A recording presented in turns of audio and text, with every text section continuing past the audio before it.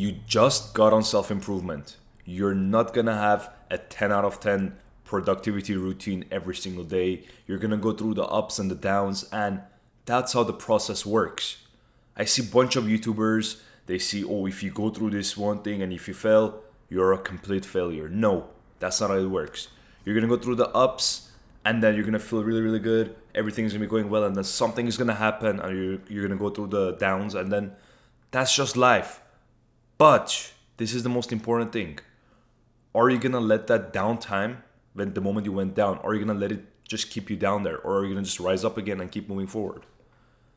This is the issue, okay? So I see so many YouTubers, like let's just say on the nofap space, self-improvement space, they keep like putting a lot of pressure and a lot of negative toxicity, like just on the viewers. And they're like, oh, if you do this and you fall off, boom, you're a failure, you're a loser, you're gonna be there forever. That's not a realistic, again, realistic self-improvement or just anything you wanna do. Like if you wanna quit something, addictions, these things take time. These things take time to like get over. Let's just say for me, I'm gonna bring in me because that's like I know my story the best. You know what I mean? So let's just say video games, right? For me, I was playing hours and hours of FIFA every single day. But I'm not just gonna quit it like that because it's not realistic. So when I started reducing hours is when I went to the gym. You see, like you have to slowly replace the hours, and then it's gonna be easier. So I started playing from like a couple hours per day to like a couple hours per week. And then as I got into the gym more and more and more, and I was like graduated from high school, by that time I barely played any video games, and it was just naturally just gone. But that whole process took like 1, 2, 3 years. You're not gonna be able to completely remove something or just change everything out of nowhere. That's not how it works. You have to go through the process. Sometimes you fall off. Sometimes you just like, oh, I don't want to do this. But over the long term graph, you made significant amounts of progress. Or let's just say you want to go to the gym. You are like, I want to go to like 5, 6 times a week. And some weeks you go 5, 6 times a week, and some weeks you go 2, 3 times a week. But you got to realize that you started from zero. You started from zero. Now, after 6, 7 months, you're consistently going 3 to 4 times a week. Your goal is to get to 5 to 6 times a week, but you've been consistently going for 3 to 4 times a week. So that's really, really impressive. Over the long-term graph, that's a lot of progress from zero. And then after another 6 months, you're comfortably hitting your 5 to 6 times a week like nothing. It's so easy for you. Why? Because your goal wasn't just constantly to get to that 5 to 6 times a week. Your goal was like just to keep going. Even if you go down a little bit, you're going to keep going. And after months, after years, you're in your destination. Same thing with nofap. I see a lot of guys, like they just sit down and they're like, oh, I relapse. It's been like day 3, day 4. No. That's not how life works. Addictions take time to get over.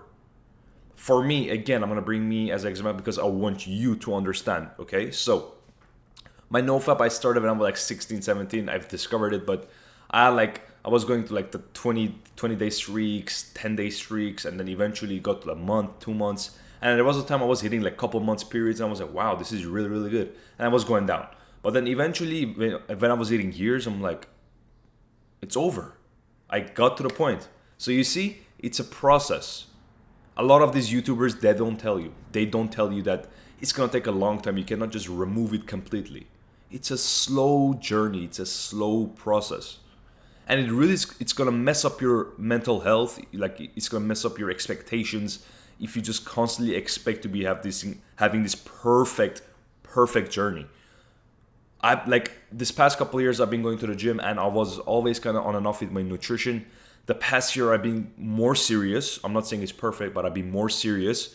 And I was trying to get to my fitness goals, and the issue was that I wasn't counting my calories. And counting calories and all the macros, it's been something that I've always didn't really want to do because I felt like it's too much work. It's kind of more obsessive.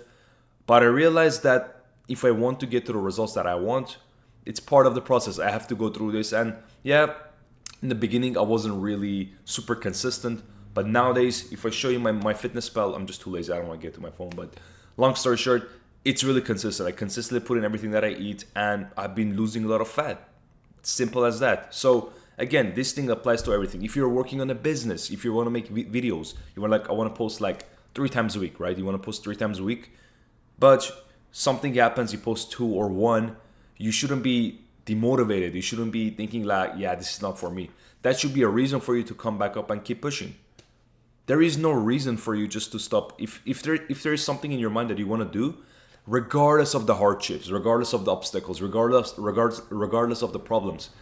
I don't know what happened to my tongue there, but listen, regardless of the problems, you have to keep going. If you go down, it's okay. Stand up, push forward.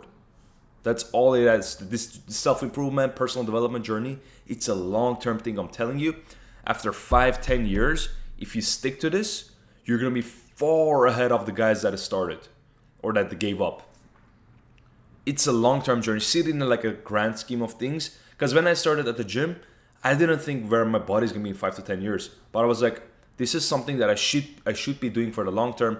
And even if I miss a workout here and there, it's okay. I'm going to be back up because in my mind, I'm never giving up. I mentioned it in one of my previous videos. I said the way you should be looking at things is that any habit that you think it's a good thing for the future, let's just say training, eating clean, reading, constantly working on your business, like these are things that you want to keep in your mind for the long term, and you're not going to quit. Regardless of what happens, maybe even a month you fall off, you're like, I'm going to be back on track for sure.